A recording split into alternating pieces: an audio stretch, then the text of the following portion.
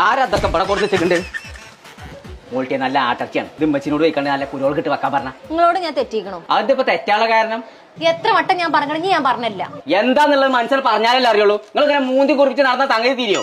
ഞങ്ങളോട് എത്ര കാലമായി പറഞ്ഞു എനിക്ക് സ്വന്തമായിട്ട് ഒരു ഡ്രസ്സിന്റെ കട തുടങ്ങണം എന്നുള്ളത്. അതിനൊക്കെ പർച്ചേസ് ചെയ്യണമെന്നുണ്ടെങ്കിൽ ചൈനയ്ക്ക് പോകണം, അല്ലെങ്കിൽ ഡൽഹിക്ക് പോകേണ്ടി വരും. അതും അല്ലെങ്കിൽ ഗുജറാത്തിക്കേലും പോകേണ്ടി വരും. അവർക്കൊക്കെ ഇജ്ജ് പോകോ?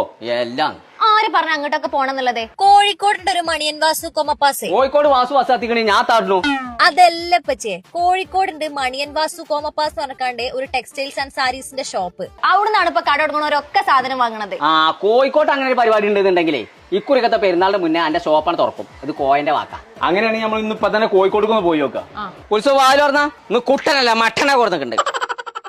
ചെങ്കളെ 1 ലക്ഷം സ്ക്വയർ ഫീറ്റിൽ സൗത്ത് ഇന്ത്യയിലെ ഏറ്റവും വലിയ ഹോൾസെയിൽ ഷോറൂമായ കോഴിക്കോടുള്ള മണിയൻ വാസു കോമപ്പാസ് റെഡിമെയ്ഡ്സ് ആൻഡ് സാരീസിലാണ് ഉള്ളത്. ഡ്രസ്സ് വെച്ചിട്ട് നിങ്ങൾ ഒരു ബിസിനസ് തുടങ്ങാൻ ആഗ്രഹിക്കുന്നുണ്ടെന്നുണ്ടെങ്കിൽ ഒന്നും നോക്കണ്ട,